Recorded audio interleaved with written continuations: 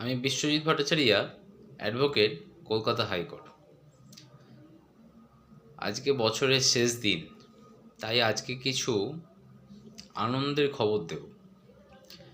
অনেকেই বেশ কিছুদিন ধরে ইনকাম ট্যাক্স ডিপার্টমেন্ট থেকে কিছু SMS এবং মেল পাচ্ছেন, রিটার্ন ফাইলিং করেননি এই মর্মে, বা রিটার্ন ফাইলিং করেছেন কিছু গুরুত্বপূর্ণ তথ্য সেই রিটার্নে পাওয়া যাচ্ছে না এই মর্মে।